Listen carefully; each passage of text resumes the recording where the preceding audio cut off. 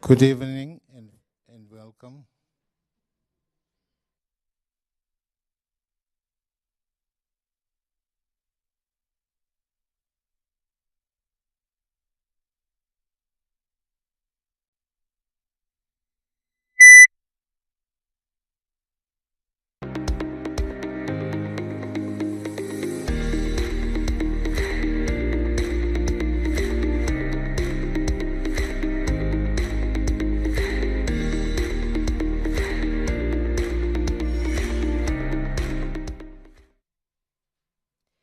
Good evening and welcome to this special broadcast where we engage constituency councillors of the Khomas Regional Council to speak to us about development achievements that they have undertaken in their areas, some of the strides that they have made since taking over office. Now, during these sessions, the councillors shine the spotlight on their constituencies and also create a platform for them to interact with their communities and also share some of the future plans that they have and other activities that may impact the livelihood of communities. My name is Nsinde Limbo, and I'll be moderating the session. We would also like to remind our online viewers and radio listeners that we do have a live audience in the hall, and that we will also open the floor for questions as the interview continues, and we will allow questions from the audience. And to our live audience, we do kindly request that you please limit movements within the hall. Also keep your cell phones and other mobile devices on silent to allow for a live conversation. Today we are coming to you live from the Dagbreek Hostel School and Hostel Hall, and we are in the Klein Windhoek area of the Windhoek East constituency. We are joined by the Councillor, Honorable Brian Black, who will also shine the spotlight on his constituency and speak about how he has undertaken development and some of his achievements, the milestones and strides that he has achieved since taking office. Honorable Black, good afternoon, and thank you for joining us. Good afternoon, Ms. Limbo, and thank you so much for this great opportunity, not only from you, but from NBC, in affording me this wonderful opportunity to engage with my residents and the NBC listeners outside there about my constituency and what our challenges and achievements are. I thank you. You're welcome indeed. Let's get right into it. Now, your constituency is one of the most vibrant, if I will put it like that, because it has so many businesses, so many facilities and establishments that offer services and other issues that impact or improve the living standards of people, both from the private and public sectors. Now, we want you to give us a picture of what is it like, what is Windhoek East constituency, what are some of the dynamics of the constituency. We are talking about the population size. Give us an overview of the living standard measure and your economic drivers. Thank you very much.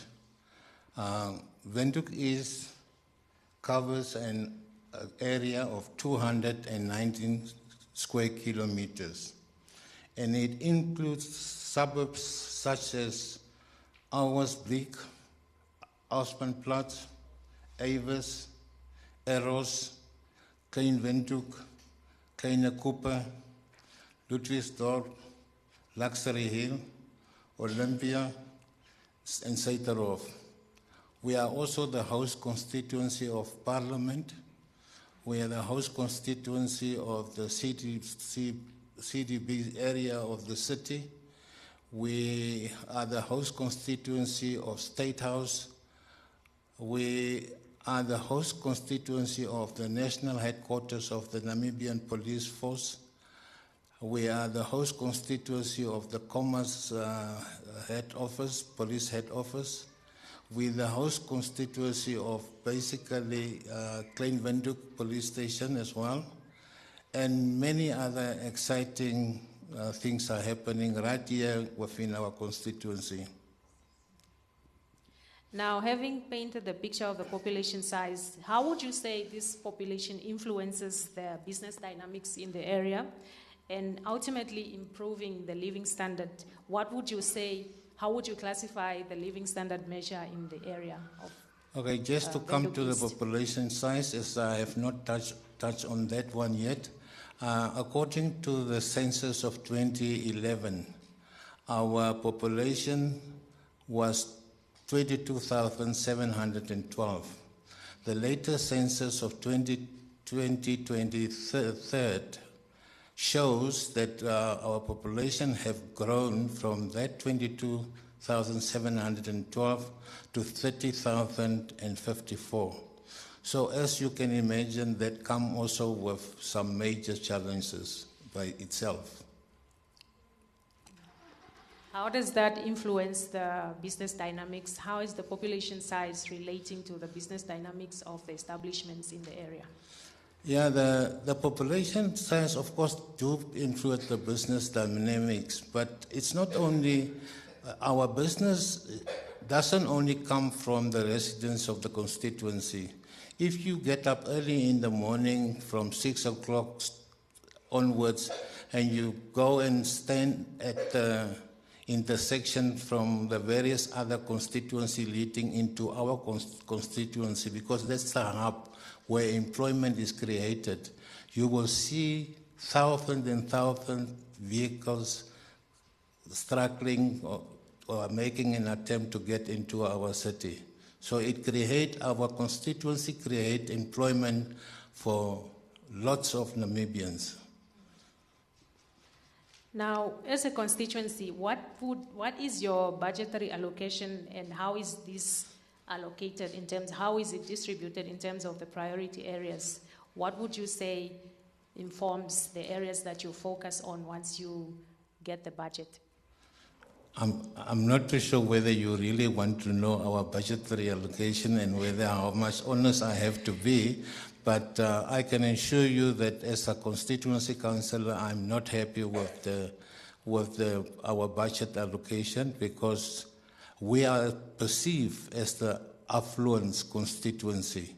And although the bulk of the money, the revenue, as far as even government taxation is concerned, and even as the city of Windhoek is concerned, comes from our constituency. It is so that, unfortunately, because of the perception that we are well off and that we don't need financial aid, our budgetary allocation is really a drop in the ocean. And I can be very honest with you, if you look at the last four years, for instance, out of a Khomas budget of over 120 give and take, only about 5 million was spent in my constituency. So with that figures and knowing that the money is generated from my constituency, I can't be the happiest person, or I was not the happiest person to see that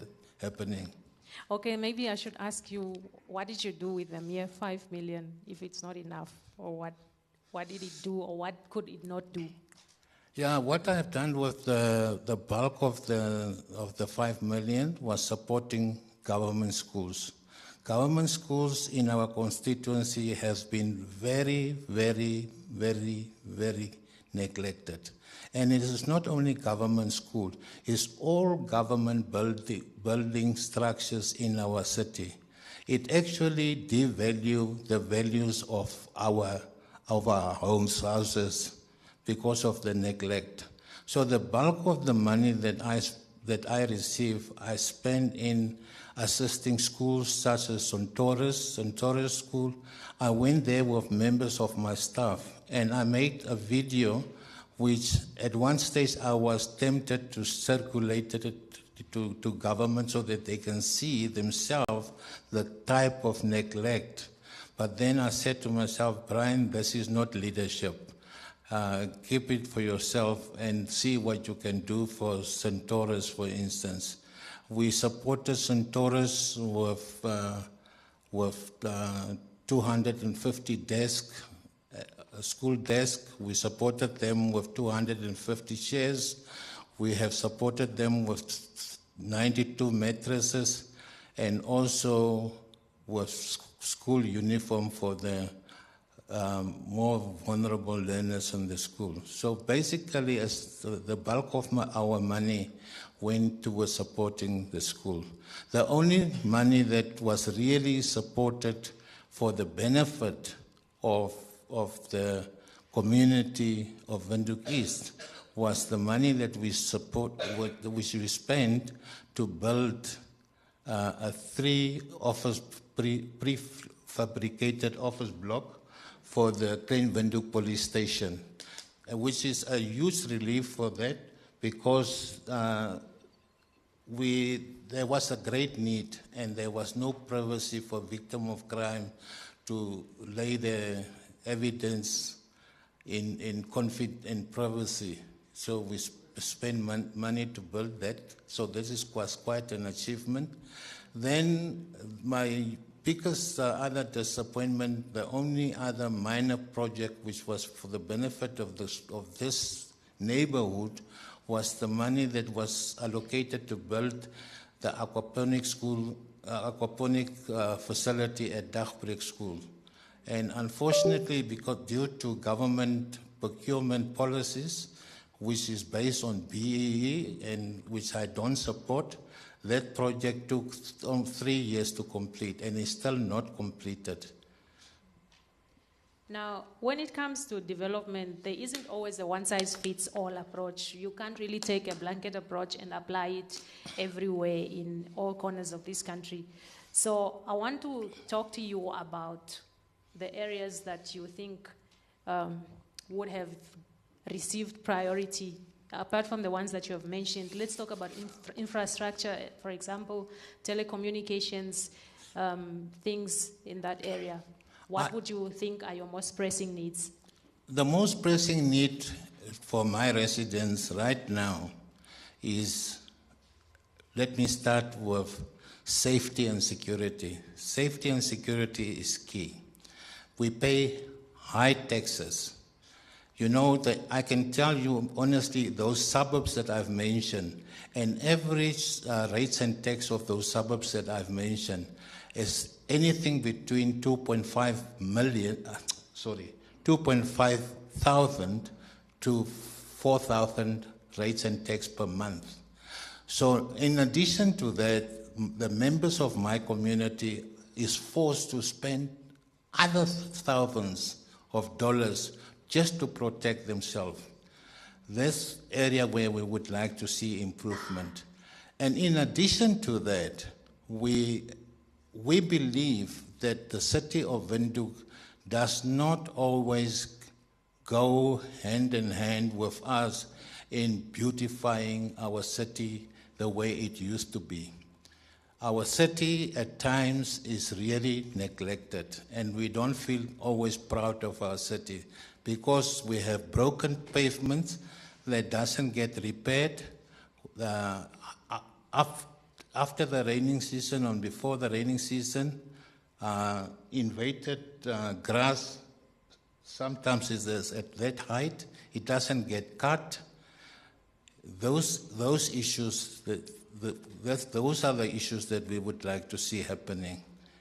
We're not expecting Khomas Regional Council or the city of Windhoek to pay for our houses and something like that. But we want them to acknowledge that the bulk of the money comes from our resident, and good business sense means that you reinvest some of the money from the community where you get the money from. So the reinvestment that you are talking about, what would you say would be your preferred form of plowback into the community? For example, the city of Windhoek, what reinvestment initiative would you like them to undertake in the area? Maintain the city, keep it clean, cut the grass, repair pavements, repair potholes. That's what I would like to see. Okay. That's all we're asking. All right. Now, I want us to talk more about the issue of crime. Can you highlight what are some of the major crimes that you witness in the area, and what would be your preferred intervention in terms of law enforcement agencies, the city police? What are some of the most challenging crimes that you witness on a regular basis, and how would you like those issues to be tackled? Housebreaking, breaking into vehicles, gender-based violence, violence in general, and I've got the chief of the police, yes, he can assist me, but those are the main... Yes, they will come in later. I want Yeah. you to point out the challenges that you have. Housebreaking is a major crime, and especially our houses that are facing the mountains, you know. So you can provide so much security to protect yourself, but you can't protect yourself all the way. So our houses in neighborhood, like Eros, for instance, crime is a big problem in Eros because it's facing the mountains there. And as I say, housebreaking, tourists get attacks. Tourists, and this is the sad thing. Tourists are supposed to come and bring money to us, to Namibia. But if you do a study, and I come from a tourist background, and my passion always been tourists. The tourists don't stay in our city. In our city, we've got one of the most beautiful cities on the African continent. But yet the tourists only stay one night. The next day they get into their vehicle and they are out to watch the animals in Etosha and in our national park. Why? Because they become victims. We should, instead of doing that, we should actually encourage Namibians that every time when they see a tourist visiting Namibia, they must say to the tourist, hello, my beautiful customer. So crime is another challenge that you have alluded to. Now let's talk about other social challenges. What would you say are some of your most pressing social challenges that you as a community encounter? We're talking about anything that has to do with having a negative effect on the lives of residents. And what would you describe as your interventions? What have your safety nets been towards addressing these social challenges? Unfortunately, I'm not the president of this country. If I was the president of the country, believe me, this would have been a different country. One of the things that irritates the hell out of me is the beggars on the street. It's the beggars on the street that really it irritates the people. They demand to be tipped. If they don't get tipped, they scratch the car, the people's car. My own car have been scratched on a number of times just because I was not prepared to tip off. So this is a social challenge that I believe need urgent address. We should look at Kigali, look at Rwanda, look at what they have achieved in a very short period of time. They have overtaken Namibia as the top city in Africa. Why? Because we relaxed. We allow, we must understand the issue of freedom of movement. A country like Botswana, for instance, have also a freedom of movement, but freedom of movement is allowed to take place with discipline. You can't just walk and you see a open spot, and you just go and claim it without knowing who owns that piece of spot. So we need order. We need to restore order. We need to bring our country back to what it used to be. Surely you're not the president, and at this point it doesn't look like you are. But at your level, I want you to talk to me. Our current president is doing extremely well. Yes, I'm proud of her, yes, but indeed. I think I could... But now I want you to tell us how you would have rather dealt with social challenges like the one you just highlighted now. At your level, what would you have the beggars do? Is it because maybe there's an absence of safety nets for them?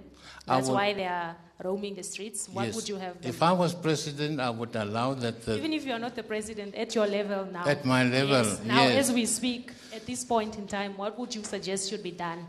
What would be... Yeah, what we need to do is to clean our rivers. We need to clean our rivers. We need to make sure that we don't allow people to sleep in our rivers, under our bridges, and that type of thing. That definitely is something that we need to do. And as I say, it is the responsibility of government to provide safety and security. it is not, in my opinion, it is not fair and right or correct to expect people to pay such huge taxes. Remember, we are the highest tax regime in Southern Africa. Our tax regime used to be 33%. Now it's down to 32%, but it's still the highest. And in addition to that, as I told you, the owners of property also get taxed for very heavy rates and taxes. So it is not, and in addition to that, they are required to provide their own security. Now, I want us to talk more about the income generating activities in the area, because you seem to be so passionate about the high rates and taxes and other things. Are there SMEs in the constituency? Are there any income generating activities that you undertake at constituency level? Maybe then there would be a ripple effect so that the residents would have cash flow to manage these rates and taxes that you are so passionate about. Yes. In our constituency, during the last 4 years, we have supported 17 young SMEs to the tune of about 700,000 for self-help project, and hopefully for them to also create employment for others. And in this remaining year, there is a little provision of 50,000 for income generating activities as well. And we now want to go into issues of community engagement, public interaction. This is also a key aspect in terms of governance and transparency and accountability. I want to know, how often do you speak to your communities? What are some of the platforms you use to engage your community? And how is the response? How do you measure if the community receives the information that you share, if they are aware of the services that you provide as a constituency? Okay, just before I get to that, one of the things that we do to fight crime, which I omitted to mention, is in all these suburbs, as I mentioned them, with the exception, I think, of Auspanplatz, we have community-based police watch. Neighborhood watch, yeah. And what was your other question again? Sorry, on that area, how is the collaboration between the law enforcement agencies and the neighborhood watches? Is there a positive relationship? Because you seem to have so many issues of housebreaking and issues of houses along riverbeds and things. How is the collaboration between the neighborhood watch and law enforcement agencies? The collaboration is good. I haven't received any complaint in that regard. But as I said, the residents expect government to ensure safety. We want a city where people can go out at night, anytime during either night or day, to a restaurant or wherever. We want our children to play in our streets without the risk of being attacked, of robbed, and that type of thing. That's what we want to achieve. And I think the day that we achieve that, I will be a very happy man, and I think the majority of my residents will also be very happy citizens. Now we want to come back to community engagement. How regular are your community engagements? How regular are your interactions? And what platforms do you use to engage your community? Yeah. We have our own, we have 2 WhatsApp platforms. The one platform is a platform which members are not allowed to post anything. It's a platform where my office or myself use to forward information of key information to the community. The other WhatsApp platform is a platform where my members just can debate about any issue that is concern of them. Okay, is there a level of feedback for you to measure whether or not information is appropriately disseminated? Do you get people coming to your office if they need services, or how do you measure? Yeah, no, people do come to our services to our offices for all kind of things, you know. Remember, we nowadays, even Home Affairs, when you apply for certain national document, they also want you to provide a letter from the Constituency Council as proof that you are resident in that specific constituency. So it is definitely working. There's no, we can, but I'm a person who's never happy with anything. I believe that life is about continuous improvement, and so I believe there is room for improvement. Okay. Now, apart from the digital platforms, we do live in a digital world and everything is moving to digital, but there are those that are more reliant on the traditional forms of media as a means of communication. Do you use radio stations? Do you use announcements? Do you use television, newspapers? What other forms of media do you communicate to your people? No, we use WhatsApp a lot. We use emails. We use emails to communicate with our resident, and we use community meetings. That's more or less the three areas that we are using. Yes. For the three vehicles. All right. So in terms of impact, for one to actually feel like development actually has an impact, there must be a level of beneficiary statistics, people that have been seen to benefit. Now, I want us to just give us a summary of your projects undertaken, some of the key beneficiaries that you can point to, and maybe in that same vein, you tell us what your future plans are and what you want to see as a result of those initiatives that you would undertake. Yeah, some of the SMEs that we have supported have been very successful. For instance, we have a lady that's bake biscuits, and she is selling them through the big supermarkets. And we have a gentleman that repair trolleys. We have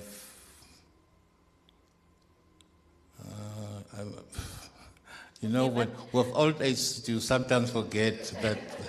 Okay, that gives us a picture. We more or less get the picture. So I want us to talk about your future initiatives. What do you, envisage to do in the coming months or weeks, whatever time you still have left in the office?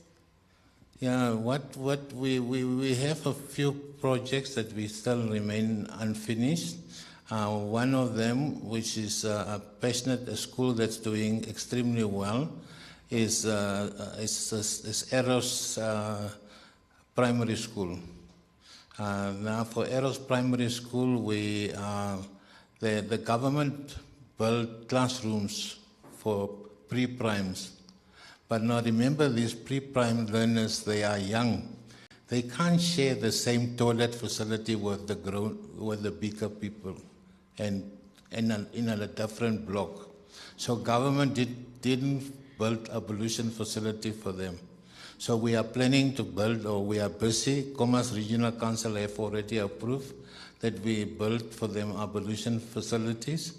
We are also in the process of upgrading, of building. They have already the building, but we want to convert, to give them a smart board, a big smart board there, and also upgrading the hall that they have into a laboratory center to the tune of 1.370. That's if the old age still remember correctly, but it's a number. And then under also what we did for school, a school like Eros, the Eros Girls' School, we have also supported 15 teachers there to upgrade their qualification in order for them to obtain TVET accreditation. All right, thank you, Honorable Councillor. I'll just give you a few moments before we open the floor for questions to just paint the picture for us, your notable achievements, your highlights of your tenure, and anything that you think is worth noting since you took over office before we summarize the interview section. My notable achievement is basically what I've told you. I already told you. I must be very honest because I'm a person who always demands more. So I cannot look the constituency members in their faces and tell them that I'm extremely happy for what I have done for you. I would have loved to do more. But remember, unfortunately, in our situation as an opposition councillor, I was one out of 9 other councillors, and the decision get taken by council with a majority vote. So I did not always get my way of the things that I would have liked to achieve. But the ones that I did, I've already shared them with you. Thank you, Honorable Councillor. Now we are in conversation with the Councillor of the Windhoek East Constituency, Honorable Brian Black, who has just highlighted some of his notable achievements and the strides that he has made since taking over office. We would like to now remind our audience and the listeners at home that we will open the floor for questions, and we will request that the people who pose your questions from the audience, please be mindful of the time. You will walk through the audience and you will come to the front where there's a microphone where you will come and stand there and pose your questions. We will take 2 questions at a time in any Namibian language that you are comfortable with. And please keep your comments brief and to the point. The questions must also be very respectful and considerate of each other. So we would now give the floor for any questions from the audience.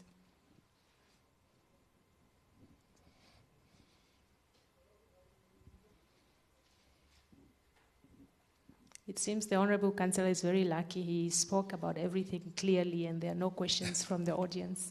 Questions, comments, any views and remarks from the audience? Yes, ma'am. You may please come forward.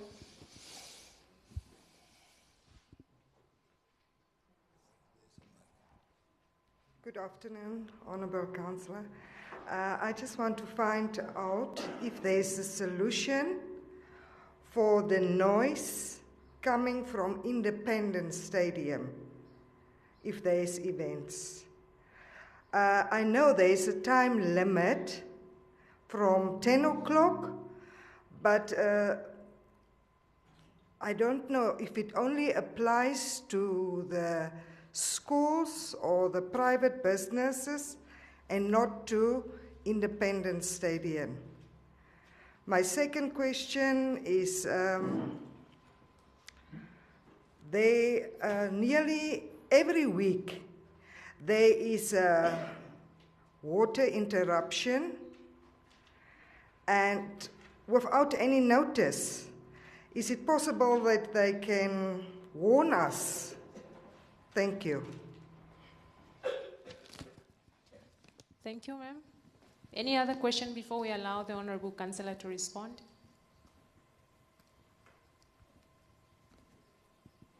No questions, thank you. Honorable Councillor, you may please provide the response. Ma'am, I know what you are talking about, especially when it comes to the noise, and I'm sure you are referring to the noise at Arrows Primary School, or not that one? In Olympia also. Okay, colleagues, we are sitting with a sad situation that I, as a councillor, don't even have a solution. And the problem which we have is our constituency is the one with the best sports facilities. The other constituencies don't have the sports facilities that we have.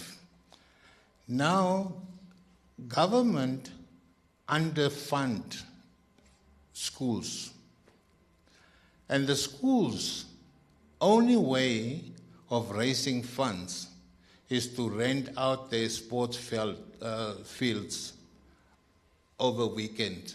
And that is the dilemma that they have.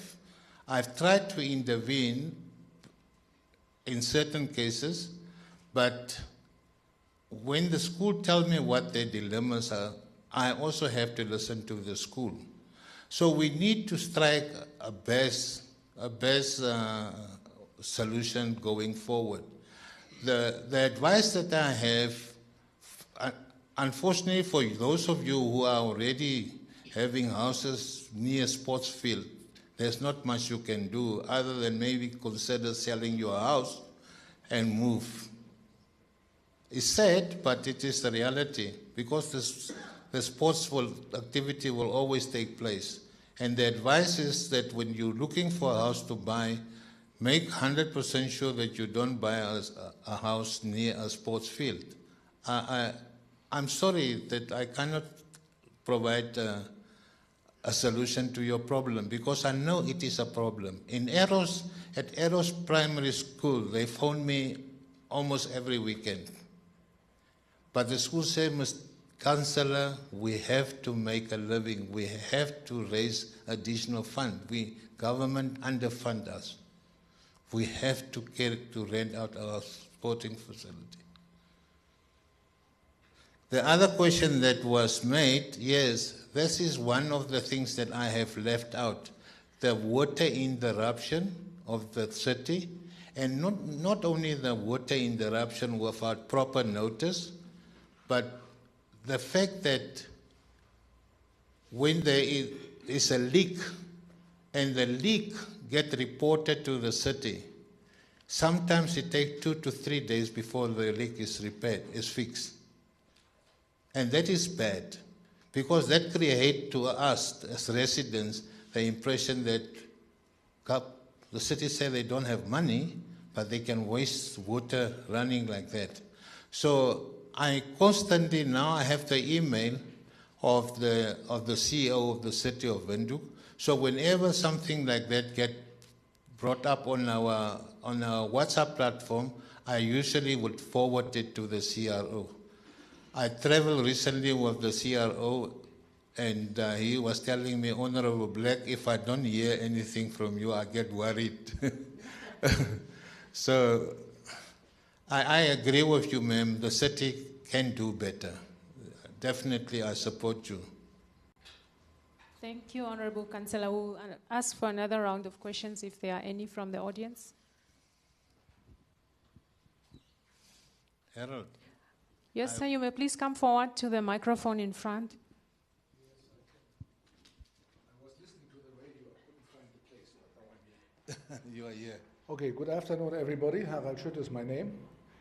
And my question goes actually more generally to the councillor. But anyway, background is City of Windhoek had to write off 191 million in unrecoverable debt. Council is now discussing to write off another 545 million. You know the discussion about Red Force and all that. We don't have to go into detail there. The problem is that now Minister Sangwasa has done an initiative and say, get away with Red Force. Okay, fine. That is also politically convenient. But it will not solve the problem of the city of Windhoek, because they do not get the money from their people. And people like you and me, who still pay their municipal bills, we are actually cross-subsidizing those who are not paying. And then we come into a dangerous zone, and that's where we are now. That is when it's cheaper to get off-grid, become solar, buy batteries, and get off-grid. So that means that those people who still have money, they will leave the system. And you, who remain in the system, will have again to pay for that portion that they do not contribute anymore. So now comes my question. I had to give the background for everybody. Why is it not so that in Windhoek and better in the whole country, every roof is covered in solar panels, and that the city of Windhoek pays the owner of the panels the same price that they normally pay for imported electricity? We don't want anything extra. We don't want extra tariffs or whatever, premiums or subsidies or whatever. We just want the city of Windhoek and all reds and municipalities also would give us in cash the same amount that they now pay for electricity that they import from South Africa, Zambia, Zimbabwe, and so on. that's my last sentence, would put more money into each of your pockets. Some of you might then be able to pay their housemaids and their gardeners and people a better salary. And altogether, we are talking about 5 billion every year. Namibia is putting 5 billion that comes from your pocket via municipality, via NamPower, is invested somewhere in South Africa, Zambia, or Zimbabwe. I want those 5 billion to stay in our communities and be exchanged within our communities. And it's very, very easy. So why are we not doing that? Thank you. We'll allow for one more question before we bring in the Honorable Councillor to respond. No questions. Honorable Councillor, you may please go ahead. Welcome, Harold. Very nice to see you. Even, you know, the fact that you came even late, it shows me that you wanted to be here. I listened to it in the radio. I was in the car and listened to the radio because I couldn't find the road. Yes. With regards to the first question, it's a statement, it wasn't a question, so obviously I can't answer. With regards to the solar solution, I fully agree with you that that's something that the nation should consider. But if I remember correctly, you did raise it before in one of our community meetings with the city of Windhoek.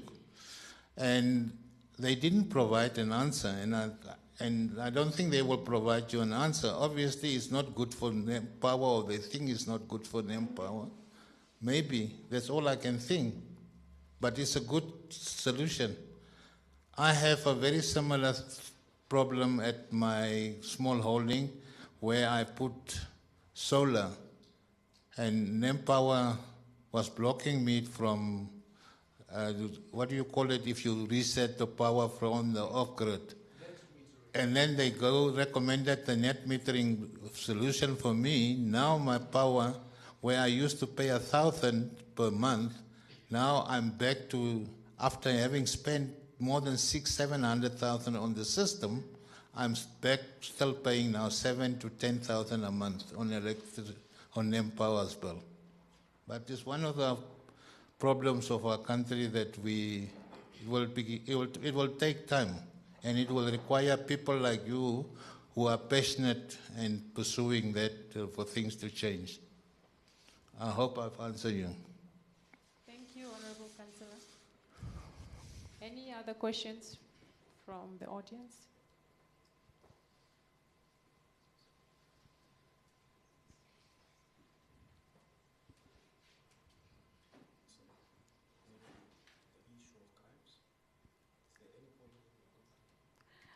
Yes, sir, you may please come forward. And if there are no questions, I will now allow for the members of the chief of the police to just give, from NAMPOL, to give an overview about the crime and how it relates to the area. Okay, let me remove the confusion between the two.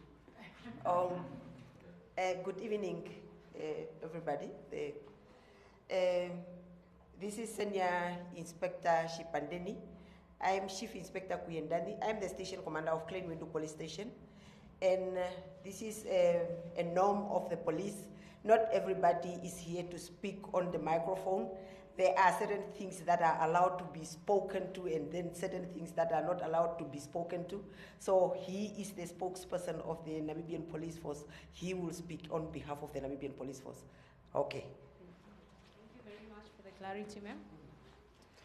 Yes, Good afternoon. Good afternoon, Honorable Councillor. Thank you for having us here as members of the police. Station Commander, thank you for the introduction. The question or the matter that was raised with regard to the crime within the area of this constituency, of course, we would like to highlight on a very key aspect of the most prominent crimes within this area, of which we will start with the crimes of housebreaking.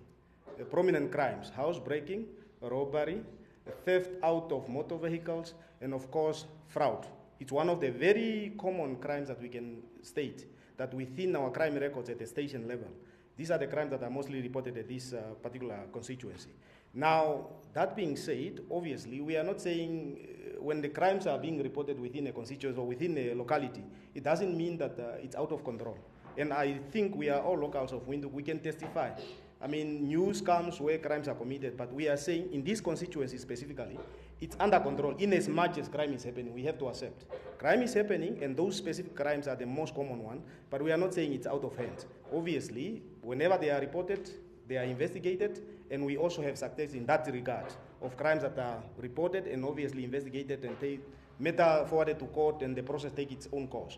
But again, it's also very important for us to highlight that in as much as crimes are happening within this locality or the constituency, there is also challenges that we are facing as law enforcers. And one of the challenges, of course, I would want to start with the issue of domestic violence, for example. It's one of the crimes that we are saying it's happening because at the end of the day, you will find the report. After some time, you find the report that this happened within the household or whatever the case might be. But what we can emphasize and what we want to really appeal community members of this constituency is that, Windhoek East constituency, is that they need to speak out. They need to come out and report this particular crime, specifically domestic violence. It's happening. Reports are coming, but crimes are not being reported. That is to say, the community members of Windhoek East, somewhere, somehow, they are victims of domestic violence, but again, they do not report. And really, we are appealing to community members of Windhoek East, come out, report this incident, specifically the one of domestic violence. It's the only way that the police can do its job. And our job, when you report, we take it from there. We investigate and we make sure that whoever is liable, the culprits, are held accountable. But if you don't report, it makes it very difficult for law enforcers. That is one key aspect. But again, I would also want to emphasize on the issue of demarcation of our residents. Yes, we do patrol as police officers. When we do patrol, you will find really, one of the challenges, of course, you will find that the house, the structure in front, it looks okay because it's well built, the wall, everything, and you will not be able to see what is inside. But again, most of the issue that we have covered is that, especially break-ins, at the back of the yard, for example, what you see on the front is not what you see at the back. We are talking about in terms of security. So it's very difficult for us to detect that, okay, the backyard looks like this because there is no road for us to pass. But in front you patrol, nothing is happening, all in order. But then you will hear, the next moment you will hear that there was a break-in there because behind. So what I'm trying to deliver to you, community members, is that let's also consider the issue of security in as far as our yards are concerned, that in as much as the front looks okay, at the backyard, let's make sure in terms of security, our yards are properly secured. That's all what we have to emphasize. Otherwise, I would only want to emphasize on the issue of break-ins, for example. We also have a system in place, and one of them is neighborhood watch, for example. Really, I think it's also one thing that we need to be commendable, crime prevention initiative, that it's really working for this particular constituency. Neighborhood watch, and we are looking for more initiatives. So just 2 days ago, I think me and the station commander, we were talking, just yesterday, we were talking about making sure that we establish.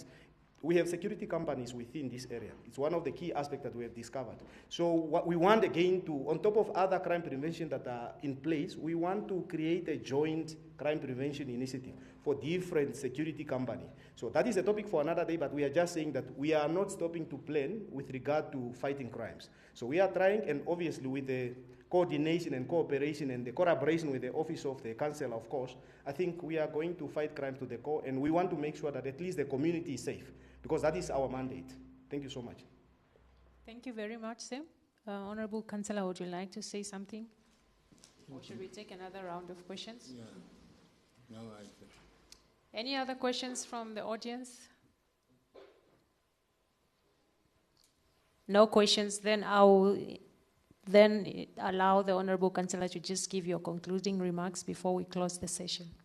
Okay. Fellow citizens of our beautiful constituency, Windhoek East, as this, in 4 months' time, I will have to bid you farewell, because I have decided not to continue as your regional councillor. Being a 71-year-old man and not enjoying tremendous good health, I would very much like to spend whatever extra year that the dear Lord will bless me with to spend some time with my children and my grandchildren.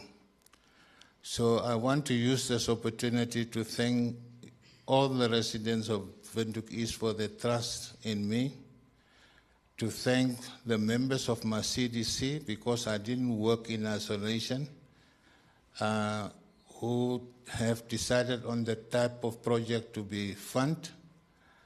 I would like to thank from the bottom of my heart the 4-man or lady team, the 3 ladies and one guy from my office for a job extremely well done. I also want to use this opportunity to thank my fellow councillor. Although I have been one councillor from the opposition party, IPC, my fellow councillor and all 10 of us have a tremendous working relationship, which I will always cherish and value very much. So with those few words, I thank you. I thank those of you who have made time to come and listen to us here this evening. And I wish you all God blessing and all the best for our beautiful Namibia going forward. Thank you, Honorable Councillor. That was the Councillor of the Windhoek East Constituency, Honorable Brian Black, who was speaking to us about some of his achievements, the tenure that he has been in the office as the Constituency Councillor, and bidding farewell to his residents as he nears the end of his term. Now, that also brings us to the end of this special live broadcast. Join us again next week, Tuesday, as we engage the Councillor of Windhoek West Constituency, Honorable Emma Muteka, as she also shines the spotlight on her constituency and speaks to us about the development milestones that she has undertaken. Until then, it's good night.